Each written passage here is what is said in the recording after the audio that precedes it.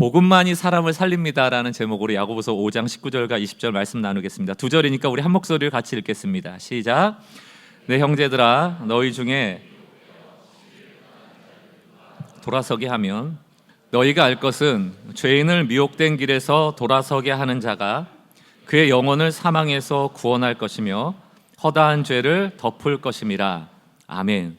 복음만이 사람을 살립니다. 오늘 이 두 가지를 얘기하는 거예요. 야고보가 결국 결론에서 이 얘기를 하는 겁니다. 진리를 지켜야 된다. 야고보서의 진리는 복음입니다. 진리를 지키면 우리만 좋은 게 아니고 이 복음 때문에 다른 생명이 살아난다는 거예요. 그러니까 야고보가 지금 흩어진 공동체에게 뭘 얘기합니까? 행함 있는 믿음. 믿음을 입으로만 떠벌릴 게 아니고 행함을 너희가 보여야 되는데 그 행함의 핵심이 뭐가 있어요? 돈 너무 추구하지 마. 돈 많은 거 너무 자랑하지 마. 교회에서 사람 차별하고 비난하지 마. 너의 삶이 힘들어도 인내하는 삶을 보여. 이런 것들 얘기했잖아요. 근데 그런 얘기를 한 이유가 뭐냐? 그게 바로 진리를 지키는 일이고 너희가 그 진리를 지키며 살아가면 다른 사람이 살아난다는 얘기입니다. 그 얘기를 지금 마지막에 하고 있는 것이죠. 오늘 이 말씀을 위하여서 우리가 예수님이 우리에게 보여주신 비유의 이야기를 먼저 보려고 합니다. 잃은 양 비유가 있습니다. 탕자의 비유 앞에 나오는 비유인데요. 누가복음 15장 1절을 보세요. 모든 세리와 죄인들이 말씀을 들으러 가까이 나오니, 세리와 죄인은 그 당시에 손가락질 당하던 사람들입니다. 죄인이라고 탁 찍혔던 사람들이거든요. 근데 예수님이 그 사람들이 가까이 나온 것을 허용한 거예요. 그걸 보고 2절, 바리새인과 서기관들, 이게 종교인들 아닙니까? 종교 지도자들이 수군거려 이르되, 비난하는 거죠. 뭐라고 합니까? 이 사람이, 예수님이 죄인을 영접하고 식사를 같이 한다. 이거 욕하는 거예요. 죄인하고 식사하면 욕하는 거예요. 오늘날도 이게 그대로 있습니다, 여러분. 우리 은연중에 자녀들한테도 교회 다니는, 너 친구 그 교회 다니니? 물어보고, 그 교회 안 다니는 애하고는 사귀지 말라고 천박하게 얘기는 안 해요. 굉장히 친절하고 고급스럽게 얘기를 해서 어쨌든 그 아이와 멀어질 것을 종용하죠. 마치 죄인과 함께 밥을 먹으면 그 죄인의 죄가 나에게 옮아질 것처럼 생각하는 매우 미신적인 신앙이 지금도 횡행하고 있다. 한국교회 안에. 이 죄인하고 밥 먹고 있다고 뭐라 그러는 것 아닙니까? 근데 하나님은 그렇지 않다는 거예요. 그걸 예수님의 비유를 알려주시는 겁니다. 3절을 보세요. 예수님께서 그들에게, 죄인하고 밥 먹으면 죄 옮는다는 그 사람들에게 비유로 이르시되, 4절, 너희 중에 어떤 사람이 양 100마리가 있는데 그 중에 하나를 잃으면 99마리를 어디에 두고요? 들에 두고 해요. 우리에다 안전하게 가둬놓고 가는 게 아닙니다. 99마리야 그냥 들에 두고 그 잃은 것을 찾아내기까지 찾아다니지 아니하겠냐. 이게 제정신 아닌 거죠. 99마리가 안 보이는 거예요. 그 잃어버린 한 마리가 보이는 거예요. 우리는 파란 글자에 관심이 많아요. 99마리. 야, 그래도 아직 99마리나 있어. 한 마리 뭐 잃어버렸지만 우리 아직 99마리잖아. 다다익선, 공리주의, 다수의 행복을 위하여 소수는 희생당해도 된다. 이런 세상의 기준에 따르면 우리가 99마리 안에 있는 것만 해도 행복한 일이죠. 그러나 예수님은 99마리를 들에 둔 채로 한 마리의 양을 찾으러 간다는 얘기입니다. 섭섭하죠? 여기 계신 분들 지금 99마리거든요. 여기 한 마리는 없어요. 근데 예수님이 여기 계시는 게 아니고 그 한 마리한테 관심이 있어요. 섭섭한 거죠. 그 섭섭한 것을 너무나도 그림으로 잘 그려놓은 그림이 하나 있어요. 절벽에 매달려 있는 한 마리 양을 향해 예수님이 걸어가니까 99마리가 피켓을 들고 있죠. 저 영어 단어로 해석하면 모든 양은 다 중요하다, 이런 뜻이에요. 모든 양은 중요합니다. 한 마리만 중요한 게 아니에요. 나도 중요하다고요. 스트라이크. 데모하는 겁니다. 예수님은 그저 한 마리밖에 안 보여요. 우리도 다 절벽에 있던 사람들이에요. 여러분들이 하나님을 찾아낸 게 아닙니다. 여러분의 기도가, 여러분들의 경건함이, 여러분들의 그 선함이 하나님을 만나게 된 그런 자격이나 공로가 아니고 우리도 다 죽다 살아난 사람이에요. 그럼 여러분 죽어가는 한 마리의 양을 보는 눈이 어때야 됩니까? 환호해야죠. 와, 예수님이 아니면 죽을 텐데 예수님이 저 관심을 가져줘서 저 양이 살게 됐으니 축복해야죠. 그러나 우린 볼멘 소리 합니다. 나만 은혜 주셔야 되는데, 나만 관심 가져주셔야 되는데, 나만 사랑해 주셔야 되는데. 어떤 교회 목사님의 입에서 정말 상상할 수도 없는 이야기를 듣게 돼서 제가 좀 충격을 받았습니다. 오래된 교회인데요, 그 교회는 새신자만 등록을 하면 목사님한테 늘 누가 찾아온대요. 찾아와서 기존 신자죠. 목사님, 새신자 왔다고 너무 좋아하지 마세요. 새신자한테만 너무 관심 두지 마세요. 저한테도 관심 가져야 돼요. 그 교회 아니에요. 우리 교회 얼마나 좋습니까? 다 관심 안 두잖아요. 그러니까 여러분, 하나님의 사랑이 막 그 사람한테 주어지거나 나머지 찌끄레기 사랑이 저한테 오는 거예요? 그 사람 다 주고 나서 그 남은 사랑 우리한테 오는 겁니까? 하나님은 사랑이 많은 분이 아니라니까요. 하나님은 그냥 사랑이라니까요. 그분의 사랑은 죽어주어도 부족함이 없다. 예수님은 한 마리 양 살리고 너무 좋은 거예요. 그걸 5절에 뭐라고 되어 있습니까? 기어코 찾아낸 즉 즐거워 어깨에 메고 집에 와서 그 벗과 이웃을 불러 모으고 말하되 나와 함께 즐기자. 나의 잃은 양이 돌아왔다. 찾아냈다. 7절 내가 너에게 이르노니 이와 같이 죄인 한 사람이 회개하면 하늘에서 회개할 것 없는 의인 99으로 말미암아 기뻐하는 것보다 더하다. 아니, 우리의 삶이 하나님 기쁘시게 해드리는 삶이라면서요. 여러분의 신앙의 목적이 하나님을 기쁘게 해드리는 거라면서요. 우리는 늘 나 죄 안 짓는 데만 주목해요. 사람 살리는 데 별 관심이 없어요. 근데 정작 하나님이 기뻐하시는 일이 뭡니까? 한 마리 양 살리는 거. 그러면서 우리에게 주는 메시지가 뭐예요? 한 마리의 양이 구원받을 때 너희도 함께 기뻐하면 좋겠다, 이 얘기하는 거거든요. 근데 우린 그게 잘 안 돼요.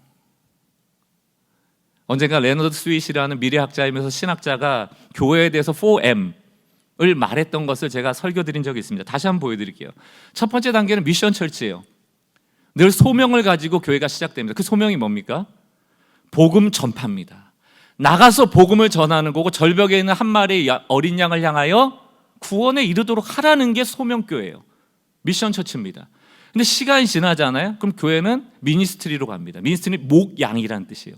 이거 좋은 얘기죠. 목사님을 목회자, 목양자로 부르는 것도 우리 양떼들 잘 돌보라는 거잖아요. 나쁜 얘기는 아닌데 목양적 교회가 되면서 그때부터 99마리의 양에게만 관심을 갖게 됩니다. 다시 말하여 99마리를 목양하는 에너지가 소명으로 나가는 에너지보다 커지는 그 순간이 교회가 문제가 생기는 때예요. 둘 다 중요하지만 예수님 뭐 더 기뻐하신다고요? 우리끼리 신나게 즐기는 바벨탑 만들어 놓은 게 아니잖아요. 우리의 소명은 나가는 거잖아요. 나가는 일 안 하고 여기서 재밌게 노는 거, 그것을 목양이라는 이름으로 교회를 만들어가는 거, 그게 타락의 시발점이라는 얘기입니다. 그리고 나면 교회는 커지겠죠. 99마리 됐다, 999마리 됐다, 9999마리 되고, 그 다음에는 나갈 여력이 없어져요. 관심이 없어져요. 여기 유지하느라 더 큰 규모를 유지하는 비용이 점점 커지게 되는 거예요. 그러다가 마지막에 뭐가 됩니까? 뮤지엄 처치 되는 거예요. 생명이 떨어져 버립니다. 미라들만 남는 겁니다. 우리가 여기가 좋사오니 초막 짓고 거하겠습니다. 세상 사람들한테 관심이 없어지죠. 신앙생활이라는 건 그저 교회 와서 교회 봉사하고 예배드리고 찬양하고 기도하고 교인들하고 교제하고, 그게 전부처럼 여겨버리는 겁니다. 그러나 예수님께서는 어디에 관심을 두세요? 99마리를 들에 둔 채 한 마리를 향해 가는 거예요. 절벽에 달린 한 마리를 향해 가는 겁니다. 저는 여기에 축약되어 있지만, 한 마리의 강조점이 있지만 99마리의 양들이 어려움 당하면 목자가 도와주리라 믿습니다. 여기서는 그 얘기를 너희는 무시한다는 얘기가 아니고 어디에 더 예수님이 가치를 두고 있는가에 대한 얘기 아니겠습니까? 우리가 너무 목양 그리고 유지하는 교회, 생명력이 떨어져 버린 고체교회 되고 나면요, 아까 그 스트라이크 하는 양들 있잖아요. 그 꼴 되는 거예요. 우리도 중요해요, 예수님. 그러면서 예수님께 우리가 뭐라고 얘기합니까? 예수님, 자꾸 교회 밖으로 나가지 마세요. 교회 밖으로 외유하지 말고, 어차피 다 지옥 갈 것들 아닙니까? 저것들 저주하시고 심판하시고 내버려 두시고 교회 안으로 오셔서 우리를 축복해달라고. 그렇게 되는 겁니다. 사랑하는 성도 여러분, 교회의 목적은 교회 자체가 아닙니다. 소명을 가졌는가? 소명을 이루기 위한 복음을 가졌는가? 그것이 교회됨의 지표인 것이죠.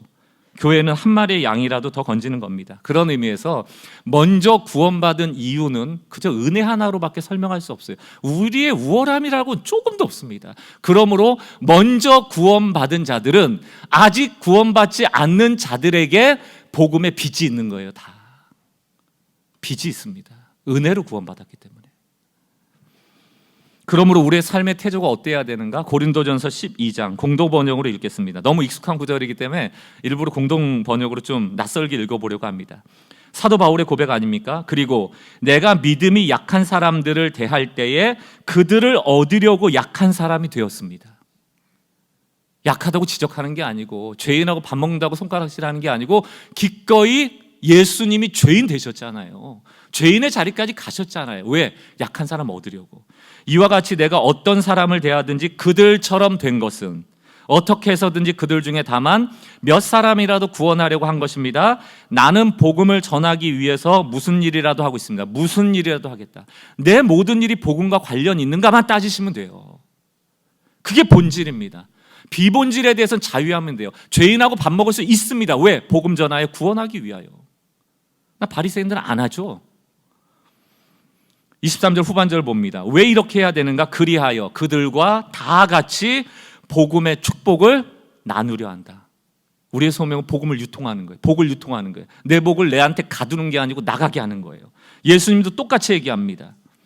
요한복음 20장 21절 예수께서 또 이르시되 너에게 평강이 있을지어다 아버지께서 나를 보내신 것과 똑같이 나도 너희를 보낸다. 예수님이 어떻게 오셨어요? 하나님의 본체를 버리고 인간이 되셨죠. 인간 중에서도 죄인 되셨잖아요. 이 모습대로 나도 너희를 보낸다는 얘기예요. 근데 우리는 안 가잖아요. 우리는 낮아지는 거 싫고 손해보는 거 싫고 희생하는 거 싫고. 22절 이 말씀을 하고 그들을 향하사 숨을 내쉬며 이르시되 그래서 너에게 뭐가 필요하다? 성령이 필요하다. 우리에게 요구되어지는 성령의 충만함은, 우리가 기도하는 성령의 충만함은 뭐 예배 때 흔적대고 막 방언하고 예언하고 이런 초월적 능력만을 드러내라고 있는 것이 아니고 성령이 너희에게 거하심으로 성령의 말하게 하심, 성령의 선택하게 하심 등을 통하여 너희 삶의 성령의 열매가 보여져야죠. 하나님의 성품이 보여져야죠. 그것이 타인에게 보여지기를 원한다. 성령의 사람이 되어라. 여러분들이 뭐 성령에 무슨 능력이 있고 초월적인 힘이 있는데 말할 때 뭐 욕을 하고 비난하고 이런들 무슨 소용이 있겠어요? 전도는 아무리 잘하는데 우리의 말이, 우리의 행동이 사람을 무시하고 차별한다면 그것이 어떻게 복음이 되어 그 사람들에게 드러나겠냐는 얘기죠. 사도 바울도 예수님도 무슨 방법을 써서라도 구원하는 일에 매진했다는 얘기입니다. 이게 교회예요. 그게 이 건물 교회 밖이라도, 길거리라도, 여러분 가정이라도, 여러분들이 이웃과 만나는 카페라도, 엘리베이터 안이라도 여러분을 통하여 성령의 성품이 드러나고 그 성품을 통하여 복음이 보여지면 그게 교회다. 여러분, 우리가 이렇게 아무리 다짐을 하고 다짐을 해도 지금 세상은 이미 교회를, 또 복음을 전하는 그리스도인들을, 또 그리스도인들이 전하는 복음을 호의적으로 받아들이지 않아요. 그만큼 우리가 아무리 세상으로 나가려 애써도 그렇게 쉽게 받아들이지 않는 세상 속에 살고 있습니다. 호락호락하지 않아요. 몇 년 전에 제가 그 전도 거부 카드라는 그림을 한 장 보여드린 적이 있어요. 노 땡스. 이게 대학 안에서 하도 주변에 선교단체들이 벤치에만 앉아있으면 복음 전화로 쓰고 오니까 카드를 옆에 두는 거예요. 괜찮아. 나는 당신의 그 전도를 받지 않겠습니다. 복음 거부 카드입니다. 2013년, 15년, 17년 지금까지도 저게 쓰여지고 있다라는 얘기를 들을 때 이게 세상이 우리를 향한 모습이라고 보여지는 거죠. 한 대학의 이 카드의 뒷면에는 이런 얘기가 적혀 있습니다. 저희는 종교가 없습니다. 세뇌로 얼룩진 울타리를 깨고 나와. 세뇌. 그들의 입장에서는 세뇌당한 사람들이에요. 교인들이. 신이 인간을 만든 것이 아니라 인간이 종교를 만들었다는 것을 더 감동적으로 배울 수 있기 때문입니다. 많은 인문학적 책을 통하여 신 아니래도 내가 얼마든지 의미 있는 삶을 살아갈 수 있다고 생각을 하는 거니까 그냥 내버려 두라는 얘기예요. 그러면서 뭐라고 적어놨냐면 저희는 다른 사람에게 피해를 주지 않고 조용히 어떤 믿음을 갖고 사는 것까지 비난하고 싶은 생각은 없습니다. 그러니 저희를 괴롭히지 말아주세요. 이게 전도 거부 카드입니다. 세상이 기독교회는 어떻게 보는가에 대한 요약된 상황이죠. 코로나 이후로 이 상황은 더 심각해지고 있고 기독교에 대한 적대적 감정이 더 커지고 있고 청년 세대나 청소년 세대들은 복음화율이 5% 미만으로 떨어져서 수많은 교회들에게 다음 세대가 없습니다. 대형 교회가 이렇게 많은 한국인데, 그렇게 유명한 교회가 많고 그렇게 유명한 목사님들이 많은데 왜 성도 수는 떨어집니까? 왜 교회를 안 가요? 뭐가 잘못돼도 한참 잘못된 거죠. 저는 여러 가지 원인이 있겠지만 제가 복음을 전도하는 이 어려운 시대 속에서 좀 두 가지 오해를 제대로 이해함으로써 복음 전도로 나가는데 조금 도움이 됐으면 좋겠습니다. 진리를 지켜야 되니까요. 좀 교리적인 얘기를 설명을 하려고 합니다. 저는 두 가지 오해가 있다고 생각합니다. 첫 번째는 예수를 모르는 미신자들도 오해가 있고요. 두 번째는 예수를 믿는 성도들에게도 오해가 있다고 생각이 들어요. 이 두 가지 미신자들의 오해와 성도들의 오해를 설명하기 위하여 조금은 위험해 보이는 용어를 여러분들에게 소개하려고 합니다. 이 위험해 보이는 용어는 바로 착한 죄인, 나쁜 의인. 이게 신앙 안에서 가능해요. 착한 죄인과 나쁜 의인. 앞에 나와 있는 착하다, 나쁘다라는 것은 사람의 관점에서 판단하는 거죠. 사실은 정확히는 모릅니다. 그러나 저 사람이 나한테 잘해줘, 좋은 얘기해줘, 그럼 착한 사람이고, 나랑 자꾸 싸우려고 그래, 뭐 아랫집에서 쿵쿵대는데 막 나한테 와서 따져, 그럼 나쁜 사람이죠. 우리는 그저 보이는 현상으로 착하다 나쁘다로 구별할 수 있습니다. 그러나 성경이 말하는 의인과 죄인의 개념은 달라요. 내 눈에 착해 보이는 사람이 의인이 아닙니다. 내 눈에 나빠 보이는 사람이 죄인이 아니라는 뜻이죠. 그런 의미에서 세상 사람들이 바라보는 착하다 나쁘다와 달리 성경이 말하는 의인이 무엇인가, 성경이 말하는 죄인이 무엇인가에 대하여 우리가 분명히 알 필요가 있다는 얘기죠. 성경책은 하나님 전부를 알 수 있는 책이 아니라 인간이 타락했을 때 그 타락한 인간을 구원해내기 위한 하나님의 계획과 방법이 적혀있는 책입니다. 그 방법은 우리가 이루어낼 수 있는 것이 아니고 하나님 편에서 우리에게 와서 구원해내야 되는 일임을 알려주고 있거든요. 이것을 전제로 성경이 말하는 의인은 이런 뜻입니다. 의인은 착한 사람이란 뜻이 아니에요. 죄를 안 짓는 사람이란 뜻도 아닙니다. 성경이 말하는 의인은 하나님께서 의롭다라고 여겨주시는 사람이에요. 실제로 우리가 의를 완성한 사람이 아니고 착함을 완성한 사람이 아니고 여전히 나쁜데, 여전히 잘못하는데 하나님이 의롭다라고 여겨주시는 거예요. 이 내용이 성경에 나와 있습니다.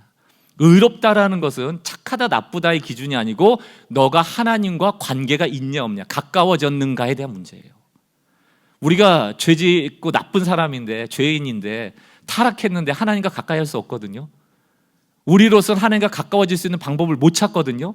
로마서 5장에서 우리가 죄인이었을 때, 경건하지 않을 때, 우리가 약할 때, 우리가 원수 되었을 때 하나님이 우리를 찾아오신 거예요.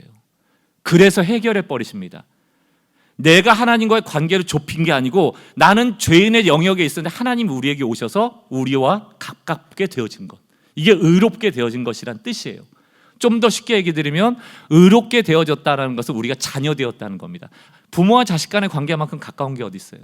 원래는 남이었다가 자녀가 됐다는 뜻이에요. 로마서 3장 25절을 보세요.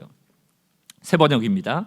하나님께서는 이 예수를 속죄 제물로 내주셨습니다. 그것은 그의 피를 믿을 때 유효합니다. 하나님께서 이렇게 하신 것은, 예수를 믿음으로 구원을 일으킨 이 방식을 선택하신 것은 사람들이 이제까지 지은 죄를 어떻게 봐주신다고요? 너그럽게 보아주심. 개역개정에서는 간과하심, 못 본 척 하셨다는 얘기입니다. 표준 새 번역에서는 눈 감아주심. 죄가 있는데 잘못했는데 눈 감아버리는 거예요. 그렇게 함으로 자기의 의, 하나님의 의로움을 드러내셨다. 하나님의 의로움을 드러내셨다는 건 먼 관계를 가깝게 만드셨다는 얘기예요. 누가? 하나님이. 우리가 아니고, 우리가 선해서 하나님께 도달한 게 아니고 이 죄인을 하나님께서 와버리신 거예요. 그래서 가까워진 거예요. 로마서 4장 3절도 똑같이 얘기합니다. 성경이 무엇이라고 말합니까? 아브라함이 하나님을 믿으니 하나님께서 그를 의롭다고 여기셨다 하였습니다. 일을 하는 사람에게는 품삯을 은혜로 주는 것으로 치지 않고 당연한 보수로 주는 것을 생각합니다. 이게 무슨 얘기예요? 일해서 받은 거면 보수예요. 대가예요. 여러분들이 잘해서 칭찬받았으면 보수고 대가예요. 여러분들이 착해서 의롭다 여김을 받았으면 그건 보수고 대가예요. 근데 우리는 의롭지 않아요. 착하지 않아요. 근데 하나님이 와버리신 거예요. 하나님과 가까워진 거예요. 의롭게 여겨주시는 거예요. 그래서 그것을 대가라고 얘기하지 않고 은혜라고 얘기하는 겁니다. 우린 다 은혜 받은 사람이에요. 자랑할 게 없습니다. 다 고만고만해요. 다 고만고만한 죄 짓고 살아요. 아닌 척하지만 다 그러고 살아요. 그러나 하나님께서 눈 감아 주시는 거예요. 그 은혜가 있기 때문에 우리가 이 자리에 있는 겁니다. 계속해서 읽어볼게요. 5절. 그러나 경건하지 못한 사람을 의롭게 여겨주시는 분. 경건한 사람입니까? 그럼 대가죠. 경건한 사람이 의롭다 칭함받으면 그건 보수죠. 그러나 경건하지 못한 사람을 의롭다고 하시는 분을 믿는 사람은 비록 아무 공로가 없어도, 착하지 않아도 그의 믿음이 의롭다고 인정하여 준다. 이게 은혜예요. 은혜를 아는 사람은 겸손합니다. 나는 자격이 없다는 걸 너무 잘 알거든요. 성경이 말하는 의인은 하나님의 은혜로 말미암아 나는 여전히 죄인이고 원수고 약하고 경건하지 않은데 하나님이 간격을 좁혀버리신 거예요. 자녀라고. 이게 의인이에요. 하나님이 우리를 의인으로 만들어주신 거예요. 믿음 하나 보시고. 얼마나 가까워졌어요? 자녀들 때까지. 그러니까 나쁜 의인이 가능해지는 거예요. 여러분들 자녀들 다 착해요? 착할 때만 너 자녀야? 잘못하면 호적에서 팔 거야? 안 하죠? 나쁜 내 아들, 나쁜 내 딸 가능하죠? 그 용어가. 이게 가능한 거예요. 그럼 성경이 말하는 죄인은 뭡니까? 하나님이 의롭게 여겨주시지 않는 사람. 다시 말하면 하나님과 나의 관계가 끊어져 있는 사람이 죄인이에요. 그럼 여러분 교회 안 다니면 다 나쁘던가요? 엄청 착한 분들 많잖아요. 막 자기 자식 너무 사랑하고 반려견들 키울 때도 얼마나 애지중지 키우고 막 나무 하나 심고 자라게 하는데 너무 착하잖아요. 말 한마디도 너무 착하고 교회 다니시나 봐요. 근데 교회 안 다니는데요? 근데 너무 착해. 있죠? 문제는 뭡니까? 그런 분들 나는 교회는 안 다녀도 착하게 살면 혹시 천국 있으면 나 같은 사람이 천국 간다고. 못 가요. 못 갑니다. 그게 착각이죠. 로마서 3장 10절을 보세요. 공동번역으로 봅니다. 성서에도 이런 말씀이 있습니다. 올바른 사람은 없다. 단 한 사람도 없다. 잘못을 안 저지르는 사람은 아무도 없다는 거예요.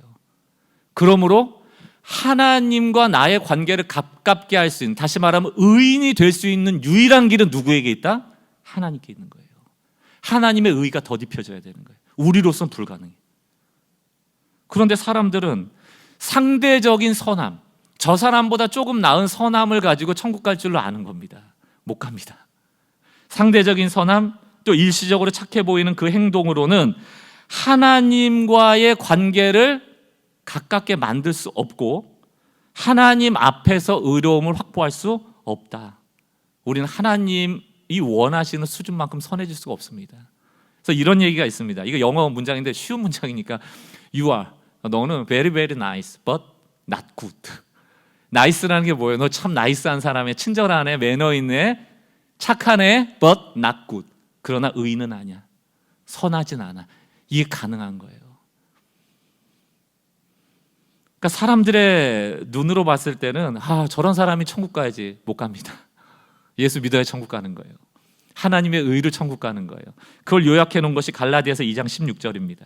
사람이 의롭게 되는 것은, 하나님과 가깝게 되는 것은, 하나님의 자녀 되는 것은, 구원에 이르는 것은 율법의 행위로 말미암음이 아니요 오직 예수 그리스도를 나의 주요 구주로 믿는 믿음으로 말미암는 줄 알므로 우리도 그리스도 예수를 믿나니 이는 우리가 율법의 행위로서가 아니고 그리스도를 믿음으로써 의롭다함을 얻으려 함이라. 율법의 행위로서는 의롭다 얻을 자가 아무도 없다. 내 노력과 선행으로 하나님과 연결될 수 있을까? 우리 스스로 하나님과 이어지는 의로움을 얻어낼 수 있을까? 불가능합니다. 세상적으로 착하다 평가받을 수 있지만 그러나 그는 지옥 갈 죄인이다. 그래서 착한 죄인도 가능하다는 얘기예요. 이해가 되셨어요? 이 기독교 신앙 안에 있으면 나쁜 의인도 가능하고 착한 죄인이 가능해요. 이러다 보니까 세상 사람들이, 안 믿는 사람들이 기독교인들을 오해하죠. 여러분들 주변에 많이 계실걸요.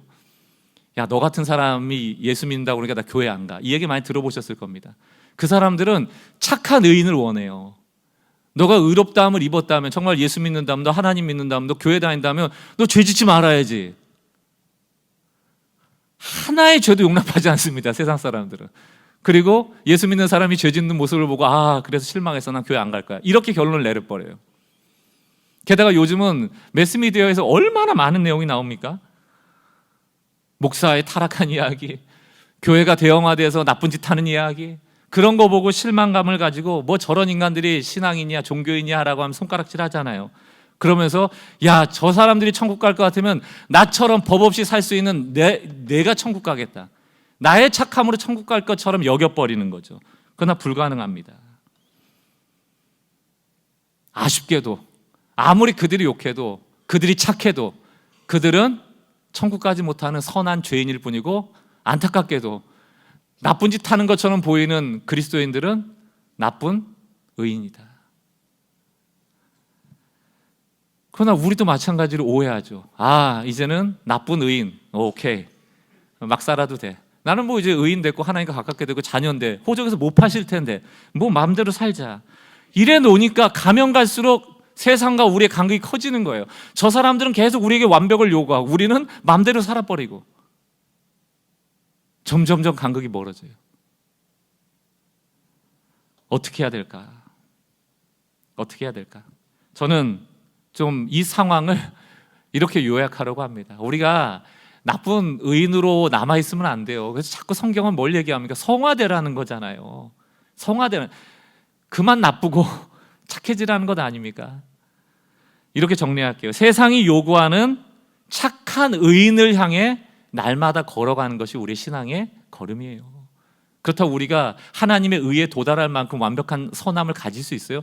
못 갖죠. 불가능할 겁니다. 그러나 선한 삶을 추구하는 우리의 삶의 갈망함, 선한 삶으로 나가려는 우리의 추구하는 방향, 이것은 꺾여서는 안 된다는 얘기예요. 우리도 스스로 실망할 때가 많잖아요. 왜 이 모양이지? 왜 이렇게 못하지? 정말 완벽하게 선함을 보이면 저 사람을 예수께로 인도할 수 있을 것 같은데 그게 안 돼서 오히려 나 때문에 교회를 떠나고 나 때문에 예수를 보지 못하는 것 때문에 실망할 때가 있잖아요. 그래도 하나님께로 넘어져야 돼요. 다시 하나님께 붙잡아야 돼요.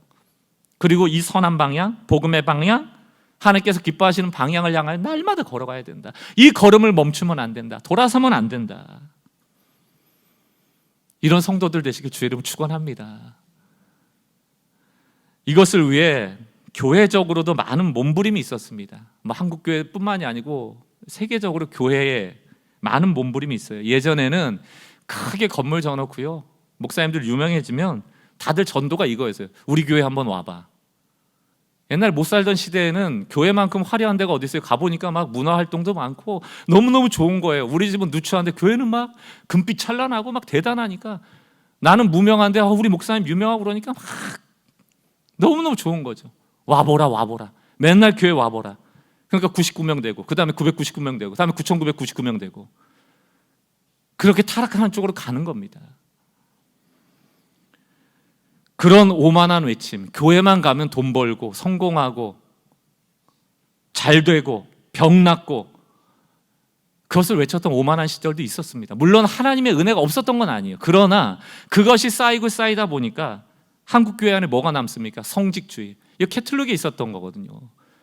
제가 더 여러분보다 신분이 높아요? 여러분 낮습니까? 그런 거 없어요. 신약시대 오면서 만인제사장 아닙니까? 성도라는 이름이 가장 고귀한 거예요. 저도 목사라는 권한을 내려놓고 나면 언젠가는 무엇으로 돌아갑니까? 성도로 돌아가는 거예요. 나를 의롭다 여겨주시는 무리, 이 하나로 되는 거거든요. 캐톨릭의 성직주의가 있었습니다.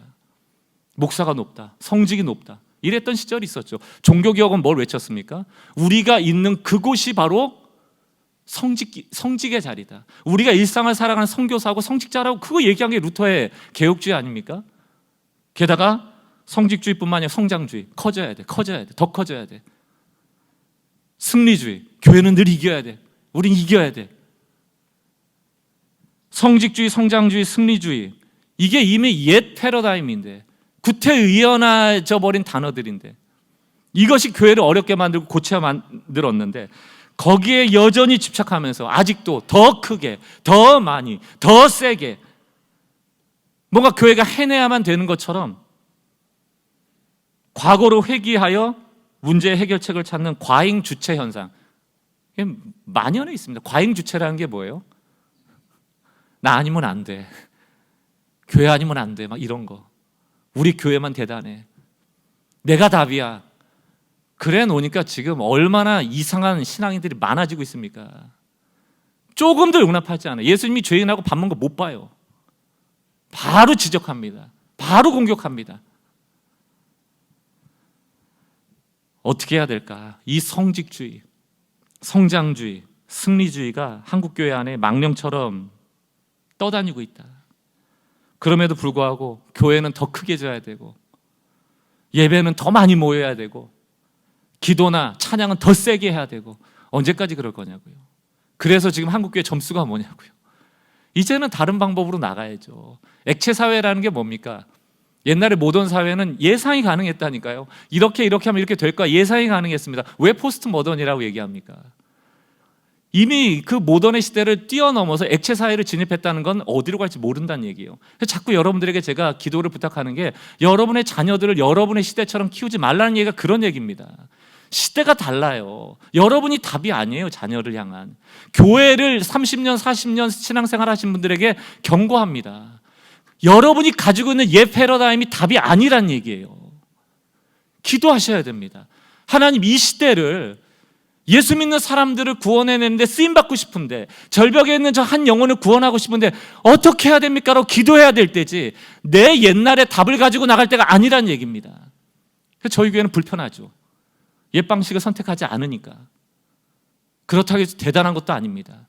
여러분들이 그런 좀 새로운 방식이나, 이 교회는 뭔가 좀 다른 것 같아, 거기에 유의하라고 저희 교회가 있는 게 아니에요. 그냥 동의하면서 맞다 저 목사님 내 생각하고 똑같네, 그거에 만족하시면 안 되고요. 그럼 우리 뭐 할 건가?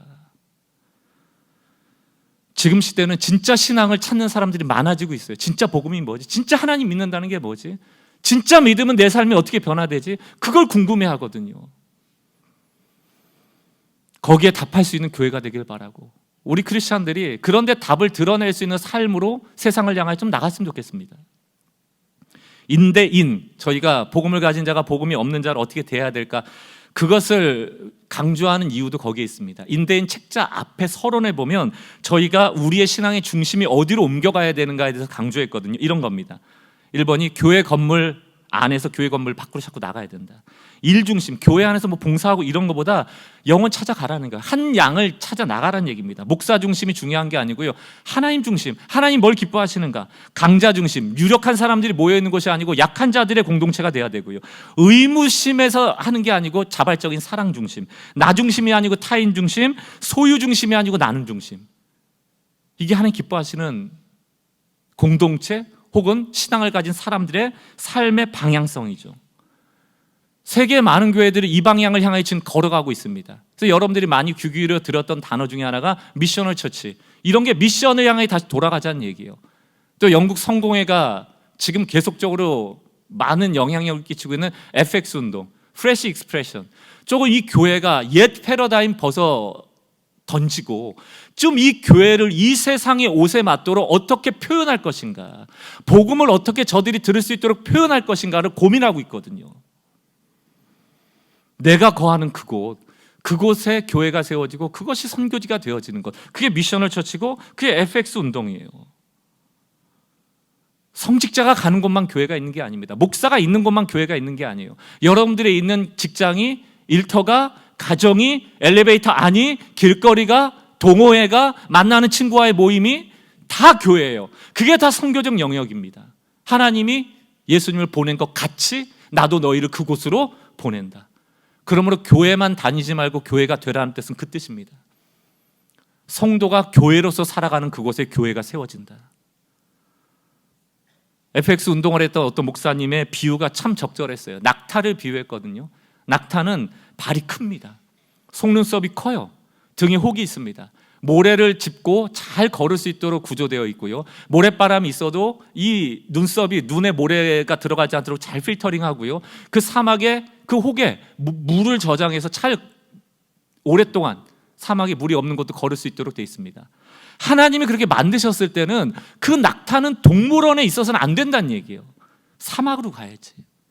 낙타는 사막에 쓰임받도록 설계됐다는 얘기입니다. 우리는 하나님이 우리를 만드실 때, 그리고 우리를 먼저 의롭다 여겨주심으로, 그 죄를 간과하심으로 우리에게 먼저 은혜 주셨을 때 하나님 우리를 어디에 있도록 하셨을까? 동물원이 아닙니다. 그것은 99마리끼리 모여서 우리끼리 재밌게 살아가는 바벨탑 만들려고 우리를 부르신 게 아니라는 얘기죠. 요한복음 12장 24절을 보면 이런 메시지가 있습니다. 한 알의 씨앗이 땅에 떨어져 심기울 때 많은 열매를 맺는다. 씨앗이 뭘까? 하나님이 우리에게 복을 주실 때 여러분에게 준 복이 씨입니다. 그렇게 이해하시면 돼요. 그러면 그 복, 그 씨를 내가 간수하고 나만 누려야지 하면 절대로 열매 못 맺어요. 힘들지만 그 씨를 묻어야 된다. 묻는다는 건 무슨 뜻입니까? 자기를 부인하는 일이죠. 땅속에 묻혀서 나라는 존재는 없어지는 것 같은 아픔이 있을지 모르겠지만 심겨져야, 그것을 베풀어야, 나눠야만 열매가 맺는다는 얘기예요. 여러분에게 주어진 복을 여러분은 어떻게 해석하고 계십니까? 하나님은 그 복이 씨래요. 그리고 심으래요. 우리는 결정해야 합니다. 그 복을 소유할 것인가, 나눌 것인가. 여호와라는 하나님의 이름은 나는 나다라는 뜻이고요. 나를 한 가지 이름으로 가두지 말라는 거예요. 여러분이 은혜 받았던 그 하나님만 있는 거 아니에요. 여호와라는 이름은 나는 변화무쌍하다. 나는 내가 있고 싶은 곳에 있을 것이며 내가 있고 싶은 방식대로 존재할 것이다. 그러므로 나는 너희를 다쓰기 원한다는 거예요. 너의 삶의 곳곳에서 변화무쌍한 하나님이 드러나길 원한다는 겁니다. 이게 바로 미셔널 처치예요. 이게 바로 기체교회입니다. 가능하면 한 사람 한 사람의 씨앗이 곳곳으로 흩어져 복음을 드러낼 수 있는 삶을 살아가는 것, 그게 아마 야고보가 꿈꿨던 삶이 아니겠습니까? 진리에서 벗어나 미혹당한 그런 사람들을, 진리를 가진 너희가 가서 다시금 진리에서 돌아선 사람을 진리로 돌이키는 것, 그런 공동체가 되길 원한다라고 마지막으로 야고보가 흩어진 공동체에게 말하고 있는 것이죠. 오늘 우리에게도 똑같이 말하고 있습니다. 우리의 신앙의 목표는 분명합니다. 진리, 곧 복음을 지켜내고 그 복음으로 다른 사람을 살리랴.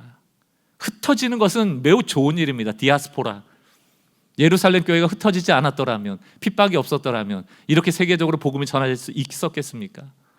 하나님 때로는 깨실 때가 있어요. 흩어뜨릴 때가 있습니다.